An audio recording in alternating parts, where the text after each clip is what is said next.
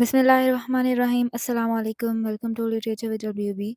और आज जो हम कोर्स स्टार्ट करने वाले हैं वो है अमेरिकन लिटरेचर।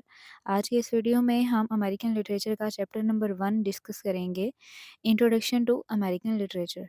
तो विदाउट एनी फर्दर डिले आज के इस वीडियो को शुरू करते हैं।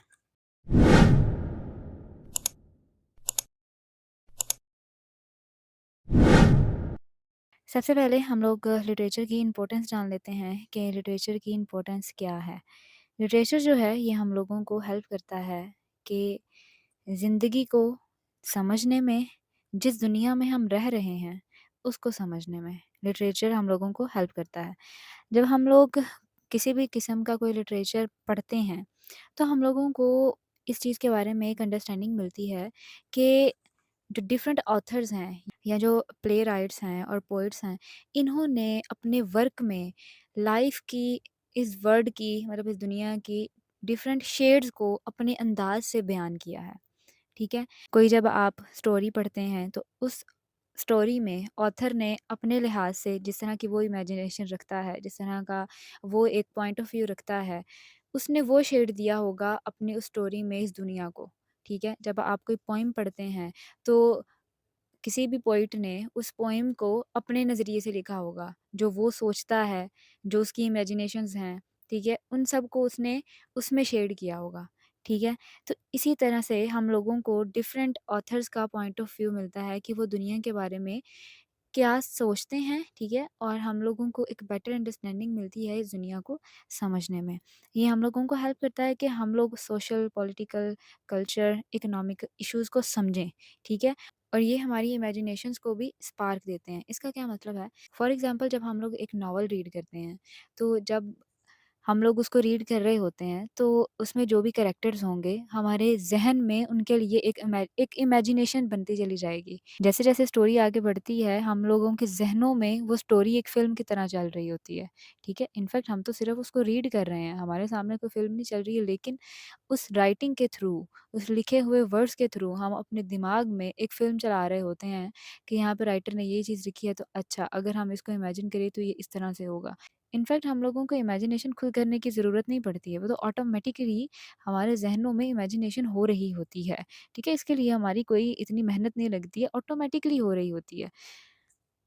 आप सबको भी पता है कि लाइफ जो है वो बहुत ज़्यादा कॉम्प्लेक्स है और लिटरेचर को इसीलिए यूज़ किया जाता है कि वो लाइफ की जो डिफरेंट कॉम्प्लेक्सिटीज़ हैं उसको वो एक्सप्लोर करे, ठीक है? राइटर्स जो हैं डिफरेंट अंदाज से उन कॉम्प्लेक्सिटीज़ को अपनी राइटिंग में बयान करें और लोगों तक पहुंचाएं।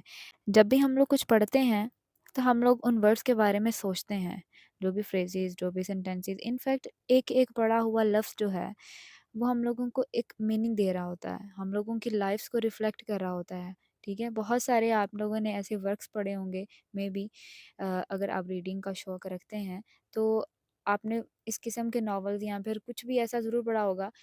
आप अपनी ज़ात को बेशक रिफ्लेक्ट ना करें, लेकिन कोई ना कोई ऐसा करैक्टर ज़रूर होगा, जिसको कि आप अपने इर्द-गिर्द मौजूद लोगों के साथ जो है उसको कंपेयर करने की कोशिश करेंगे। लेकिन रिफ्लेक्शन आपको ज़रूर मिलती है। हो सकता है किसी एक करैक्टर में आप खुद को देख रहे हों, ये भी हो सकता है। इसी तरह से डिफरेंट जो है, जब हम कोई भी स्टोरी, नॉवल कुछ भी जब हम लोग पढ़ते हैं, तो हम लोगों की जो लाइफ़्स हैं वो रिफ्लेक्ट हो रही होती हैं उस राइटिंग के थ्रू। मज़ीद अगर आगे बात करें तो जो लिटरेचर है ये एक आर्ट है जो कि एक्सप्रेस करता है ह्यूमन एक्सपीरियंसेस को। किसके थ्रू? पावरफुल लैंग्वेज के थ्रू। राइटर जो है अपने थॉट्स हमारे साथ शेयर करता है, अपनी फीलिंग्स, अपनी डिज़ायर्स, और उसकी, राइटर की जो अपनी लाइफ के जो हिडन एस्पेक्ट्स हैं वो अपनी इस राइटिंग में कहीं ना कहीं हम लोगों को ज़रूर नज़र आ रहे होते हैं। हम लोग अक्सर ये सोचते हैं जब हम कोई राइटिंग पढ़ते हैं, तो हो सकता है उस राइटर ने कोई एक ऐसा करेक्टर जो उस पे, उसकी ज़िंदगी पे बेस कर रहा हो, वो अपनी राइटिंग में लिखा हो। इसी तरह से जो राइटर है वो अपनी लाइफ़ के हिडन एस्पेक्ट्स जो हैं, वो भी अपनी ऑडियंस के साथ, अपने रीडर्स के साथ शेयर करते हैं, बगैर अपना नाम मेंशन किए। अब कोई भी लिखी हुई जो राइटिंग होती है ना, वो हम लोगों को ये शो करवाती है कि किसी भी मौके पे किसी इंसान ने ऐसा डिसीजन क्यों लिया। जब हम रीडिंग करते हैं कैरेक्टर्स के बारे में, ठीक है? कोई भी एक स्मॉल डिटेल है या फिर कोई बिग डिटेल है, कोई भी है, ठीक है? हम लोगों को ह्यूमन बिहेवियर्स के बारे में और उनके इमोशंस के बारे में नॉलेज मिलता है। कि किसी भी सिचुएशन में किसी एक इंसान का, एक सर्टेन पर्सन का बिहेवियर क्यों ऐसा था? गुस्से में था तो क्यों गुस्से में था? इस तरह से ह्यूमन बिहेवियर जानने में भी हम लोगों को हेल्प मिलती है। अब लिटरेचर की वजह से जो हमारा अपने पर्सपेक्टिव है ना, वो बहुत ज़्यादा ब्रॉड हो जाते हैं। अब जो भी इंसान जिसको रीडिंग का शौक होगा और वो रीडिंग करता होगा, उसने बहुत सारी बुक्स पढ़ी होंगी, आप उससे बात करेंगे ना, आपको पता चल जाएगा कि इस इंसान का जो पर्सपेक्टिव है ना, वो कितना ब्रॉड है, ठीक है? वो बहुत ज़्यादा डिफरेंट पर्सपेक्टिव से सोचता होगा, किसी एक पर्सपेक्टिव से नहीं सोचता होगा, एक रीडर जो है।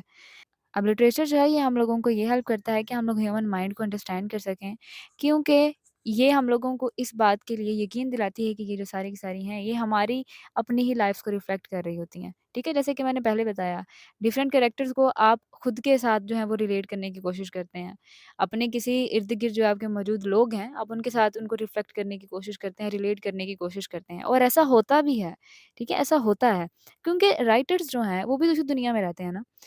उन्होंने अपने लिहाज से जो उनके इर्द-गिर्द लोग हैं, उनको ऑब्ज़र्व किया और उन्हीं में से उन्होंने इंसा जो ह्यूमन बिहेवियर है उसको ऑब्ज़र्व करके अपने अपने जो कैरेक्टर्स हैं, उनको वो ह्यूमन बिहेवियर्स अलॉट किए, ठीक है? अब लिटरेचर की वजह से हम लोगों को जो पास्ट के पर्सपेक्टिव हैं, उनके बारे में भी जानने में मदद मिलती है। ये हम लोगों को हेल्प करती है कि हम लोग करंट इश्यूज़ को भी अंडरस्टैंड करें। इसके अलावा फ्यूचर को भी हम लोग इमेजिन कर सकते हैं। फ्यूचर के लिए जो है वो इमेजिनेशंस के लिए हम लोगों को इंस्पायर भी करता है लिटरेचर। अब लिटरेचर रीड करने से क्या होता है कि हम लोगों को ये सिखाता है कि किस तरह से रीड करना है, किस तरह से राइट करना है, किस तरह से कम्युनिकेट करना है और अपनी फीलिंग्स और अपनी थॉट्स को किस तरह से एक्सप्रेस करना है, ठीक है? एक हिसाब से ये हम लोगों की जो पर्सनैलिटी है, उसको डेवलप करने में बहुत ज़्यादा हेल्पफुल रहता है, ठीक है? और ये सही बात है, जब भी कोई इंसान जो इंसान रीडिंग करता है, उसकी पर्सनैलिटी बड़ी ग्रूम हो चुकी होती है, ठीक है? और इन्हीं स्किल्स की हम लोगों को ज़रूरत है इस दुनिया में रहने के लिए। जब हम लोग लिटरेचर के साथ एंगेज हो जाते हैं ना, तो हम लोग अपने बारे में सोचना शुरू कर देते हैं, जिसकी वजह से हमारी जो पर्सनल ग्रोथ है, वो होती है और हम पे एक पॉजिटिव इम्पैक्ट पड़ता है। अब जो एक लिटरेचर का स्टूडेंट होता है, उसको उसके अंदर एक एबिलिटी पैदा हो चुकी होती है क्रिटिकल थिंकिंग की, एनालिटिकल स्किल की, क्वेश्चन आंसरिंग करने की, आंसर्स को फाइंड करने की और इन सब चीज़ों की वजह से वो सोसाइटी पे एक पॉजिटिव इम्पैक्ट छोड़ता है, ठीक है? एक पॉजिटिव कंट्रीब्यूशन करता है सोसाइटी में। रीडिंग लिटरेचर जो है ये एक लाइफ लॉन्ग जर्नी है। क्योंकि हर एक इंसान जो है वो इस बारे में बहुत ज़्यादा क्यूरियस है कि लाइफ़ किस तरह से चेंज होती है और लाइफ़ हमेशा एक सी नहीं रहती, लाइफ़ हमेशा इवॉल्व होती रहती है। मैं एक रीडिंग कर रही थी, उसमें एक बहुत अच्छी उन्होंने बात कही थी। उसमें उन्होंने कहा कि जो आप आज हैं वो आप कल नहीं होंगे। किस तरह से नहीं होंगे? इंसान में हर नए रोज़, हर दिन एक नई चीज़ जो है वो ऐड होती है और एक पुरानी चीज़ को वो तर्क कर देता है, मतलब एक हैबिट को और ऐसा होता है, ठीक है? और मैं भी एग्री करती हूँ इस बात से कि कोई भी इंसान जो है वो एक सा नहीं रहता है। हर रोज़ वो एक नई चीज़ सीखेगा और एक पुरानी चीज़ को छोड़ देगा, ठीक है? और ये हम में से अक्सर होता है और क्योंकि ह्यूमन जो है वो इवॉल्व होते रहते हैं, ठीक है? चेंजेज़ जो हैं वो ज़रूरी हैं, हर इंसान में चेंजेज़ जो हैं वो ज़रूरी हैं और होती भी हैं, ठीक है? आगे हम लोग नेक्स्ट बात करते हैं नेशनल लिटरेचर की। What is national literature? National literatures refers to the writing created by authors from a specific country. ठीक है? किसी भी एक स्पेसिफिक कंट्री के जो राइटर्स हैं, जब वो लिटरेचर लिखते हैं, तो उसको हम लोग कहते हैं कि ये नेशनल लिटरेचर है।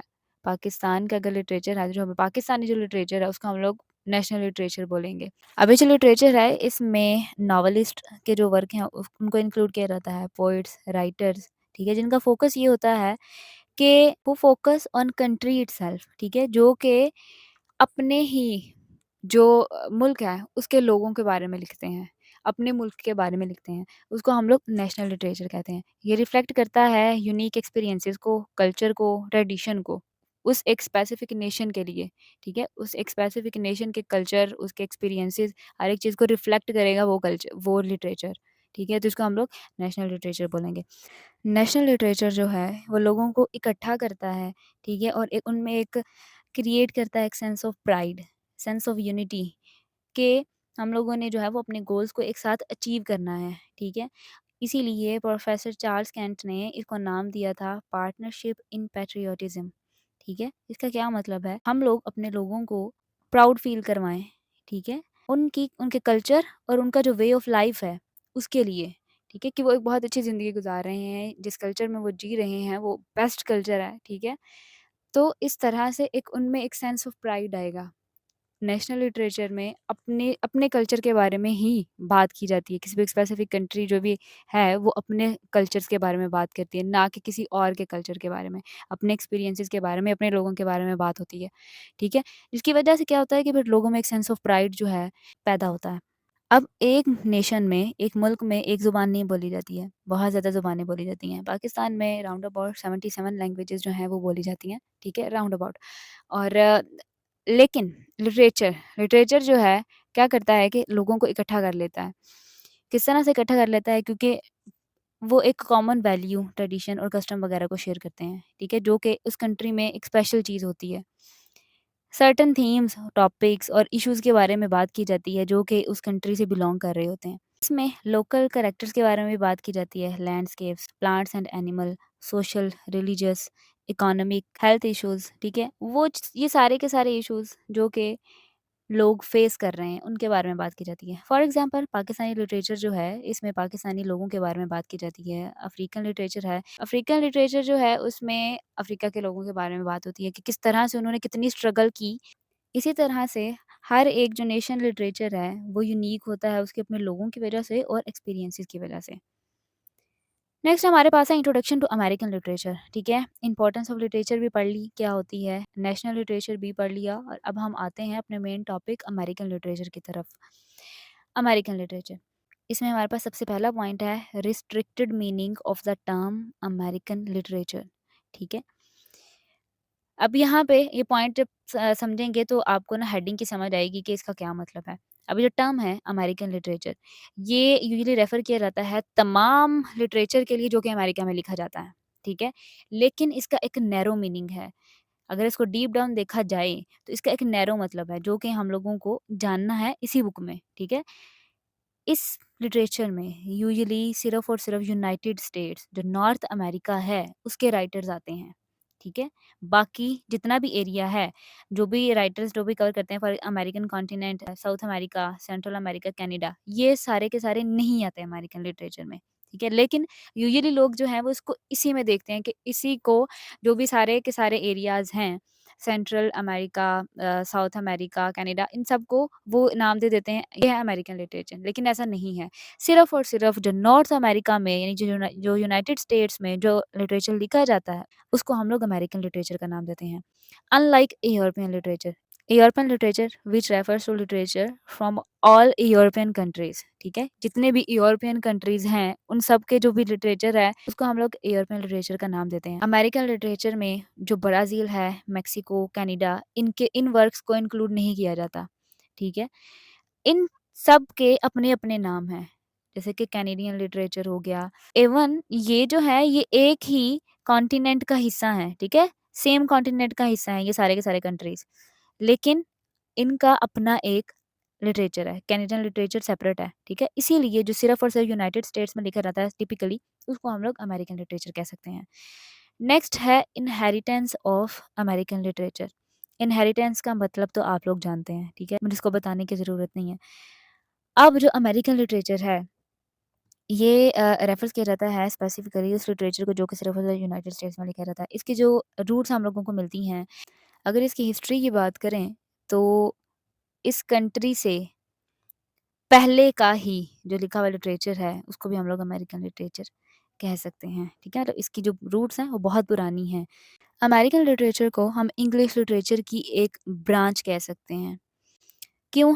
क्योंकि ये उस वक़्त शुरू हुआ था जब इंग्लिश कॉलोनाइज़र्स जो थे, वो अपनी ज़ुबान, अपना कल्चर और अपनी ज़िंदगी का जो रहने का तरीका है, उसको इनमें लेके आए थे, ठीक है? इंग्लिश लिटरेचर तो तभी स्टार्ट हुआ ना।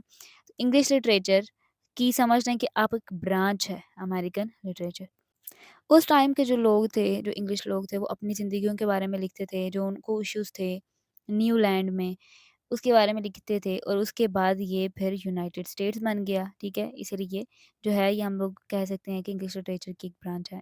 अब जो अमेरिकन लिटरेचर है, ये हम लोगों को एक इंडिपेंडेंट नेशन मिलती है।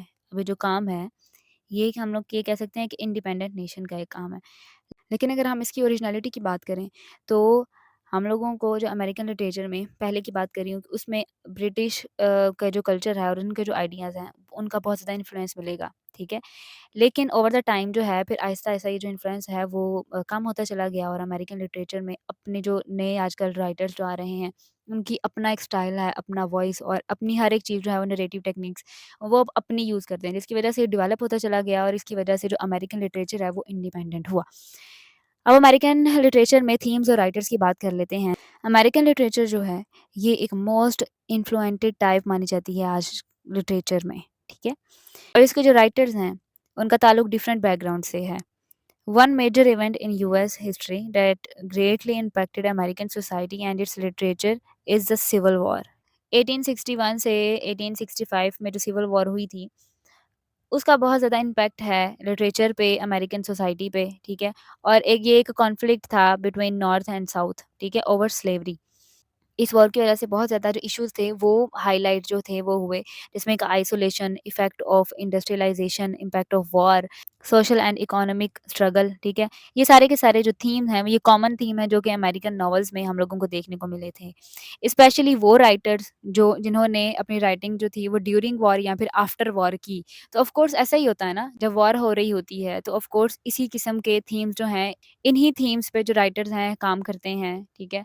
और इसी तरह से फिर और आफ्टर अगर वॉर के बाद की बात करें तो बाद में भी आने वाले जो राइटर्स हैं वो वॉर पे लाज़मी बात करते हैं, एक प्रोमिनेंट थीम जो है वो बनाते हैं अपनी राइटिंग्स में। अब ये यूएस है, ये हम लोगों को एक यंग कंट्री देखने को मिलता है और लिटरेचर में बहुत ज़्यादा डाइवर्सिटी है इनकी, ठीक है? वाइड रेंज हम लोगों को मिलेगी। कुछ फेमस राइटर्स हैं, हिस्ट्री में रहे, जिन्होंने अमेरिकन लिटरेचर में कंट्रीब्यूट किया और हम लोग देखेंगे भी, इनको पढ़ेंगे भी। और कुछ तो ऐसे हैं जिन्होंने कि लिटरेरी मूवमेंट्स में जो है वो एक इम्पोर्टेंट किरदार अदा किए। कुछ ऑथर्स हैं हमारे पास, उनके नाम जान लेते हैं। Herman Melville, Edgar Allan Poe, Henry David, Ernest Emily Dickinson, Toni Morrison, Maya Angelou, ठीक है? ये सारे के सारे फेमस ऑथर्स हैं और अमेरिकन लिटरेचर जो है इसकी बहुत ज़्यादा सिग्निफिकेंस है। क्यों? क्योंकि ये हम लोगों को एक ग्रोइंग नेशन की एक स्टोरी बताता है, जिन्होंने अपनी एक ओन आइडेंटिटी को शेप किया, उन्होंने अपनी ओन आइडेंटिटी पे काम किया। हिस्ट्री ऑफ अमेरिकन लिटरेचर पे चलते हैं, तो जो हिस्ट्री ऑफ अमेरिकन लिटरेचर है, ये बहुत ज़्यादा डीपली कनेक्टेड है हिस्ट्री ऑफ अमेरिका से। इसके कुछ सिमिलर फैक्टर्स हैं जो कि इसके रिलेशनशिप को एक्सप्लेन करेंगे। सबसे पहले हमारे पास है प्यूरिटन्स एंड कॉलोनियल लिटरेचर। साथ में ईयर्स भी मेंशन है, ये भी देख लीजिएगा। और मैं आपको यहाँ पे एक मशवरा दूँगी, हिस्ट्री ऑफ अमेरिकन लिटरेचर एक इम्पॉर्टेंट टॉपिक है, पेपर में भी पूछा जा सकता है। ऐसा करें, इसको अपने नोट्स में शामिल कर लें। हेडिंग्स सिर्फ देते जाएँ ऊपर, ठीक है? जो भी हेडिंग्स हैं वो दें और उसके बाद उस हेडिंग्स में जो-जो राइटर्स उनके वर्क्स आते जाएँगे, सिर्फ उनको मेंशन करते जाएँ, ठीक है? साथ में ईयर्स लाज़मी मेंशन करें कि यहाँ से लेके यहाँ तक ये एज रही और बाकी आगे सारा। राइटर्स और उनके जो फ़ेमस वर्क हैं, जो भी यहाँ पे मेंशन होंगे स्लाइड्स में, उनको आप लाज़मी अपने नोट्स में शामिल कर लें और उसके बाद at the end of the video आप अपने नोट्स को एक दफ़ा रिवाइज़ कीजिएगा, तो आपको सब कुछ जो है वो ज़हन में बैठ जाएगा। वरना राइटर्स के नाम याद करना, उनके वर्क्स याद करना थोड़ा मुश्किल हो जाता है। तो जी शुरू करते हैं प्यूरिटन एंड कॉलोनियल लिटरेचर 1472 से 1775 तक, ठीक है? जो अर्ली राइटिंग्स हैं अमेरिकन लिटरेचर्स में, ये हम लोगों को कॉलोनियल इरा से ही देखने को मिलेंगी, ठीक है? जब यूरोपियन कॉलोनाइज़र्स हुआ था, ठीक है? अब यूरोपियन कॉलोनाइज़र्स की भी काफ़ी ज़्यादा फ़ॉर्म आ जाती हैं, बहुत ज़्यादा उसमें फ़ॉर्म्स हैं हमारे पास, उनको मैं ख़ैर डिस्कस नहीं करूँगी क्योंकि ये हमारा टॉपिक नहीं है। सिर्फ़ इतना याद रखें कि यूरोपियन जो कॉलोनाइज़र्स हैं, इन्होंने जो है वो अपने एक्सपीरियंस जो है वो डिस्क्राइब करना शुरू किए अमेरिका में, ठीक है?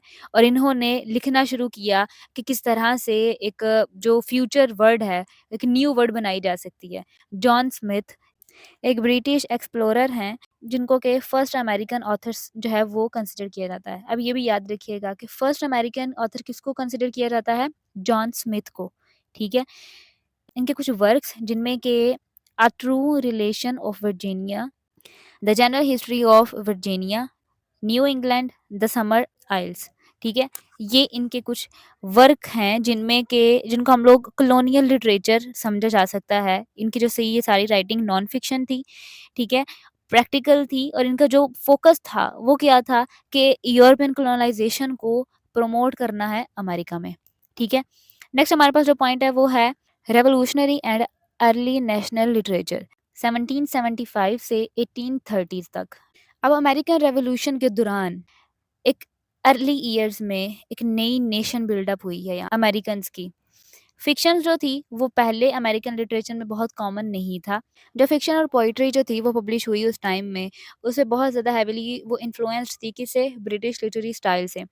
जो ब्रिटिश थे वो रह के गए थे तो ऑफ़ कोर्स उनकी जो कल्चर या फिर उनका जो एक स्टाइल है, जैसे कि हमने पीछे भी पढ़ा कि शुरू में बहुत ज़्यादा इन्फ्लुएंस मिलेगा ब्रिटिश का, ठीक है? लेकिन आहिस्ता से फिर वो डिक्रीज़ होता चला गया।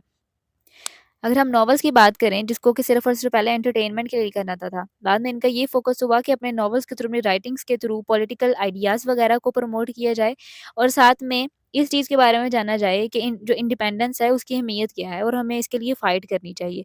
उस टाइम की मोस्ट पॉपुलर लिटरेरी फ़ॉर्म हम लोगों को देखने को मिलती है वो है पॉलिटिकल एसेज़। इनमें हमारे पास कुछ ऑथर्स आ जाते हैं जिसमें कि Benjamin Franklin, Samuel Adams, Thomas Paine political essays इन्होंने लिखे, इन्होंने कंट्रीब्यूट किया। इसके अलावा उस टाइम में एक और लिटरेचर की एक टाइप जिसको कि प्रोपेगेंडा पम्फलेट्स के नाम से जो है वो जाना जाता है और उसमें जो था वो कॉलोनियलिस्ट को जो था वो प्रमोट किया जाता था, ठीक है?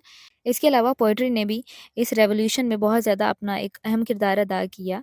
कुछ सॉन्ग्स वगैरह जिसमें कि यान के डूडल, ठीक है? इसमें इन्होंने रेवोल्यूशनरी आइडियाज़ वगैरह को बहुत ज़्यादा फैलाया। इंडिपेंडेंस के बाद हम लोगों को जो लीडर्स देखने को मिलेंगे, वो Thomas Jefferson, Alexander, James Madison, ठीक है? इन्होंने पॉलिटिकल एसेस लिखे, इसमें कि इन्होंने अपनी थॉट्स और अपनी आइडियाज़ वगैरह को बताया कि नई गवर्नमेंट किस तरह से बननी चाहिए और फ्यूचर कंट्री किस तरह का होना चाहिए, ठीक है? कुछ इम्पोर्टेंट राइटिंग्स जिसमें कि the federalist papers and the declaration of independence, ये कुछ इम्पोर्टेंट राइटिंग्स हैं, जो कि बाद में लिखी गई, ठीक है? इनको भी आप याद रखिएगा। 18th और 19th सेंचुरी में सारा का सारा लिटरेचर जो था वो पॉलिटिकल नहीं था, ठीक है? ये नहीं हम कह सकते कि उस टाइम में जितना भी लिटरेचर लिखा गया वो सारा का सारा पॉलिटिकल लिटरेचर था। विलियम हिल ब्राउन ने एक नॉवल लिखा, फर्स्ट अमेरिकन नॉवल लिखा द पावर ऑफ सिम्पैथी, ठीक है? इसी पीरियड में हम लोगों को कुछ ब्लैक ऑथर्स भी मिले, जिसमें कि कुछ फ्री ऑथर्स थे और कुछ जो थे वो स्लेव्ड थे। उनके भी हम लोगों को वर्क देखने को मिलते हैं। फॉर एग्ज़ाम्पल फिलिप विटलेस की पोएम हम लोगों को देखने को मिलेंगी on various subjects religious and moral, ठीक है? ये उनकी पोएम का नाम है। मज़ीद अगर आगे बात करें तो हमारे पास जो नेक्स्ट पॉइंट है वो है 19th सेंचुरी रोमांटिसिज़्म।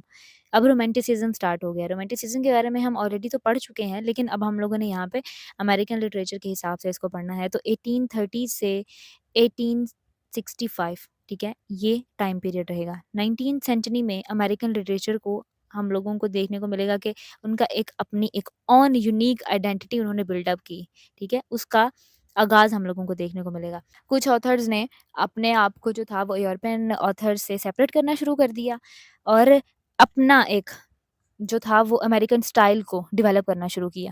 जॉन नील फर्स्ट लीड माने जाते हैं इस मूवमेंट में जिन्होंने इनकरेज किया अमेरिकन राइटर्स को कि वो अपना एक पाथ बनाएँ। ये नहीं कि आप ब्रिटिश और यूरोपियन ट्रेडिशन को फ़ॉलो करें, नहीं बल्कि अपना एक अलग से एक स्टाइल क्रिएट करें लिखने का, राइटिंग का कि आपकी अपनी एक आइडेंटिटी हो। आप ब्रिटिश और यूरोपियंस को कब तक फ़ॉलो करते रहेंगे? इनका एक लीड रोल माना जाता है। जो अमेरिकन नॉवेल्स है ये स्टार्ट हुए 19th सेंचुरी में और बहुत सारे राइटर्स जो कि आज तक पढ़े जाते हैं, ठीक है? आज तक पढ़े जाते हैं, बहुत सारे ऐसे राइटर्स भी उस टाइम में इमर्ज हुए। रोमांटिसिज़्म जिसका कि आगाज़ तो यूरोप से हुआ था, लेकिन आहिस्ता-आहिस्ता फिर वो यूनाइटेड स्टेट तक पहुँच गई। जो अमेरिकन रोमांटिक पोएट्स हैं, उन्होंने अपना एक ओन यूनिक स्टाइल जो था, उसको क्रिएट किया, फ़ोकस किया इंडिविजुअलिज़्म पे और अमेरिकन लैंडस्केप को सेलिब्रेट किया और अपनी एक मज़बूत जगह बनाई, ठीक है? ब्रिटिश से भी ज़्यादा जो ब्रिटेन लिटरेचर था उससे भी ज़्यादा एक मज़बूत जगह बनाई अपनी अमेरिकन लिटरेचर ने। हरमन वेल्वले का एक वर्क मॉबी डिक, इनका ये जो है एक क्लासिकल एग्ज़ाम्पल समझी जाती है अमेरिकन रोमांटिसिज़्म में, जिसमें कि इन्होंने natural beauty, emotions, individual struggle in themes को एक्सप्लोर किया। एक और की रोमांटिक राइटर एडगर एलन पो, इन्होंने पोएट्री लिखी और शॉर्ट स्टोरीज़ लिखी और इसमें डिटेक्टिव और गॉथिक हॉरर टेल्स वगैरह को जो था वो इंक्लूड किया। इसके अलावा वॉल्ट व्हिटमैन को कौन नहीं जानता, फादर ऑफ फ्री वर्ड्स। इसके अलावा एमिली डिकिंसन, इसी पीरियड में उनकी पोएट्री भी पब्लिश हुई। Another significant moment in the 19th century was transcendentalism. Transcendentalism के बारे में हम बहुत पढ़ चुके हैं, काफ़ी ज़्यादा, तो मैं इसको डिस्कस यहाँ पे नहीं करूँगी। ये एक फिलॉसफिकल ट्रेंड था, ठीक है, सब जानते हैं। Walt Whitman, Ralph Waldo Emerson, Henry David, ये जो थे वो की फिगर्स थे इस मूवमेंट की। Mid 19th century, civil war के बहुत करीब ये इरा की बात हो रही है। अफ्रीकन अमेरिकन लिटरेचर ये भी उस टाइम में इमर्ज होना शुरू हुआ। उस टाइम में अफ्रीकन अमेरिकन राइटर्स जो हैं वो अपीयर होना शुरू हुए। One of the most important work from the period is uncle Tom's cabin. ये जो था ये लिखा था हैरिट बेचर स्ट्रॉ ने। ये एक वाइट ऑथर हैं जो कि स्लेवरी के अगेंस्ट बोला करते थे। रियलिज़्म जो है ये हम लोगों को अमेरिकन लिटरेचर में half of the 19th century में नज़र आना शुरू हुआ। उसी टाइम इसकी ग्रोथ होना शुरू हुई। जब जो राइटर्स थे वो सिविल वॉर के इश्यूज़ वग़ैरह पे बात कर रहे थे। उन चेंजेज़ पे बात कर रहे थे जो कि किसी भी नेशन को इफ़ेक्ट कर सकती है। इस टाइम में जो राइटर्स का फ़ोकस होता है वो किस चीज़ पे था कि वो रियल लाइफ़ पीपल की जो ऑर्डिनरी लाइफ़ है यूनाइटेड स्टेट्स में, उनको डिस्क्राइब करना शुरू करें, ठीक है? क्योंकि वॉर की वज़ह से आप यू नो वेरी वेल कि जब वॉर होती है तो उसके बाद फिर आम लोगों का क्या हाल होता है। तो जो ऑर्डिनरी लाइफ़ है, जो ऑर्डिनरी पीपल हैं, उनके बारे में उन्होंने लिखना शुरू किया कि हम अपने लोगों के बारे में लिखना शुरू करेंगे। इनके जो नॉवेल्स और शॉर्ट स्टोरीज़ होती थी, वो स्पेसिफ़िक रीजन ऑफ कंट्रीज़ वगैरह को डिस्क्राइब करती थी, वहाँ की ज़िंदगी वगैरह को डिस्क्राइब करती थी। सेटिंग को बिल्कुल एक ऑथेंटिक फ़ील करवाने के लिए इन्होंने वहाँ का लोकल डायलेक्ट यूज़ किया और हर एक एरिया के बारे में इन्होंने डिटेल से बताया उसमें, ठीक है? ताकि उनकी राइटिंग जो है वो ऑथेंटिक नज़र आए। One of the most important writer of this local focused fiction is Samuel Longhorn Clemens, ठीक है? जो कि जाने जाते हैं मार्क ट्वेन के नाम से, जिनके कुछ इम्पोर्टेंट वर्क जिनमें the adventures of Tom Sawyer और the adventures of Huckleberry Finn. ये जो है ये क्लासिकल एग्जांपल्स हैं अमेरिकन रियलिज़्म में और ये जो नॉवेल्स हैं ये एसेंशियल वर्क भी माने जाते हैं अमेरिकन लिटरेचर में। अब 19th सेंचुरी के आखिर में जो रियलिज़्म था वो नेचुरलिज़्म में इमर्ज हो गया। ऊपर देखिए हम लोगों ने ऊपर वाले पैराग्राफ में रियलिज़्म के बारे में पढ़ा है। नीचे वाला क्या है अब यहाँ पे नेचुरलिज़्म आ गया। रियलिज़्म कन्वर्ट हो गया नेचुरलिज़्म में। नेचुरलिज़्म में किस चीज़ पे फ़ोकस किया जाता था? इसमें एनवायरनमेंट पे और जो कैरेक्टर्स के जो कुछ सर्कमस्टांसेस हैं उन पे फ़ोकस किया जाता था और इसमें जो लोगों की ज़िंदगियाँ थी उनके बारे में बताया जाता था कि उनकी ज़िंदगियाँ किस तरह से हैं कि कुछ ऐसे सर्कमस्टांसेस हैं जिनको कि वो कंट्रोल नहीं कर पाते। इसके अलावा हमारे पास जो लास्ट आज का है वो है 20th century literature. First world war जब एंड हुई उसके बाद एक ग्रेट डिप्रेशन जो था वो शुरू हो गया और इसको हम लोग ये कह सकते हैं कि 20th सेंचुरी के स्टार्ट में अमेरिकन लिटरेचर की बहुत एक डार्कर टोन जो थी वो इमर्ज हुई। राइटर्स ने जो रियलिज्म और नेचुरलिज्म के जो स्टाइल्स थे उनको छोड़कर मॉडर्निज्म को तरजीह दी, मॉडर्निज्म पे लिखना शुरू कर दिया। एफ स्कॉट फिट्जगेरल्ड का एक बहुत famous novel the great Gatsby, इसमें इन्होंने एक डिसअपॉइंटमेंट जो थी वो शो करवाई अमेरिकन ड्रीम को लेके। इसमें क्योंकि अमेरिकन ड्रीम के बारे में है ना कि अमेरिकन ड्रीम जो था उस पे इन्होंने काफ़ी ज़्यादा जो थी वो डिसअपॉइंटमेंट अपनी शो करवाई। द ग्रेव्स ऑफ रेथ ये जो थी ये लिखे है जॉन स्टिंकबैक ने और इसमें इन्होंने माइग्रेंट वर्कर्स जो हैं उनकी स्ट्रगल पे फोकस किया है ड्यूरिंग डस्ट बॉल एरिया और अफ्रीकन अमेरिकन जो एक्सपीरियंसेस हैं वो भी हम लोगों को देखने को मिले पोइट्री, एसेज, नॉवल और शॉर्ट स्टोरीज की फॉर्म में। हार्लम रेनेसांस के जो राइटर्स थे उनकी राइटिंग्स हैं ये सारी सच एज लॉन्गस्टन हजिस, ठीक है? और इसके अलावा ज़ोरा नेल हार्स्टन। तो ये था आज का लेक्चर, होप्स हो कि आपको इसकी समझ आई होगी। आई नो वीडियो थोड़ी-सी लंबी हो गई है लेकिन मैंने इस एक ही वीडियो में इस पूरे चैप्टर को कवर करवाने की कोशिश की है। फिर भी अगर आपको कोई क्यूरी हो तो आप मुझसे इंस्टाग्राम पे राब्ता कर सकते हैं। इन स्लाइड्स का लिंक मैं डिस्क्रिप्शन बॉक्स में दे दूँगी। वीडियो पसंद आई हो तो काइंडली इसको लाइक करें, अपने दोस्तों के साथ शेयर करें और चैनल पे नए हैं तो सब्सक्राइब भी कर दें। तो इंशाल्लाह मिलते हैं नेक्स्ट वाली वीडियो में, तब तक अपना ख्याल रखिएगा। अल्लाह हाफ़िज़।